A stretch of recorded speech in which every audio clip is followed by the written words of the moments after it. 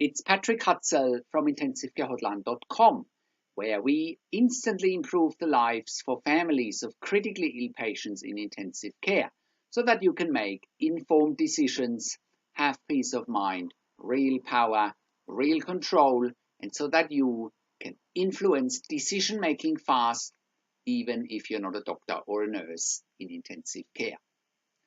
This is another episode of Your Questions Answered, and in last week's episode I answered another question in this series of questions from my client Veronica. And the question last week was part 4 of my 71-year-old dad is in intensive care with stage 4 lung cancer and stroke. He's on the ventilator now and in an induced coma. What are his chances of survival? You can check out last week's episode by clicking on the link below this video. In this week's episode of Your Questions Answered, I want to answer the next question from one of my clients, Veronica, which are excerpts from phone and email counseling and consulting sessions with me.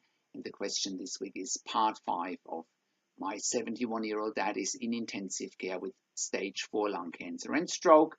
He's on the ventilator now and in an induced coma. What are his chances of survival? And again, that's part 5.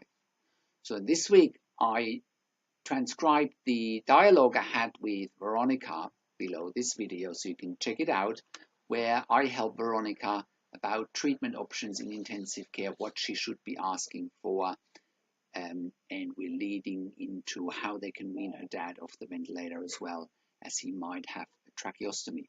So go and scroll down below this video in the written version of this blog and read the dialogue where I help Veronica. And if you're watching this on YouTube, click on the link below this video and it'll get you to our website where you can read the dialogue, where you can actually learn a lot if you have a loved one critically ill in intensive care. And also look out for the next episode, again, where I discuss the next steps with Veronica. Again, where we talk about whether her dad should have a tracheostomy or not. So, how can you become the best advocate for your critically ill loved one? How can you make informed decisions, get peace of mind, control, power, and influence quickly, whilst your loved one is critically ill in intensive care? You get to that all-important feeling making informed decisions, get peace of mind, control, power, and influence when you download your free instant impact report now by entering your email below.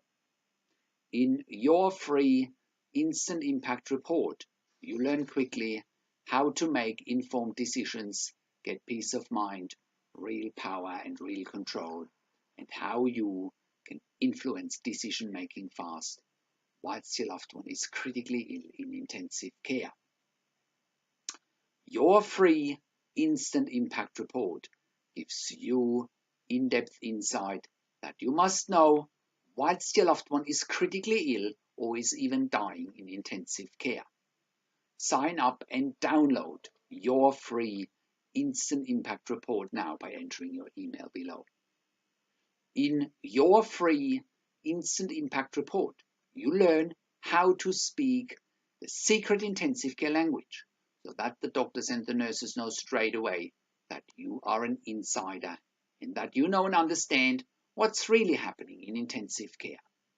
In your free report, you will also discover how to ask the doctors and the nurses the right questions, discover the many competing interests in intensive care and how your critically ill loved one's treatment may depend on those competing interests. How to eliminate fear, frustration, stress, struggle, and vulnerability even if your loved one is dying. You get 5 mind-blowing tips and strategies helping you to get on the right path to making informed decisions, get peace of mind, control, power, and influence in your situation. You'll get real-world examples that you can easily adapt to your critically ill loved one's situation. how to stop being intimidated by the intensive care team, and how you will be seen as equals. You'll get crucial behind-the-scenes insight so that you know and understand what is really happening in intensive care and how you need to manage doctors and nurses in intensive care. And it's not what you think. Thank you for tuning into this week's Your Questions Answered episode, and I'll see you again next week in another update. Make sure you also check out our blog section for more tips and strategies, or simply send me an email to support@intensivecarehotline.com with your questions. Or you can call me, find phone numbers on the top of the website. Also, check out our ebook section where you get more ebooks, videos, and audio recordings, and where you can also get one-on-one counseling and consulting with me via Skype over the phone or via email by clicking on the counseling and consulting tabs on the top of the website. This is Patrick Hutzel from intensivecarehotline.com, and I'll see you again next week in another update.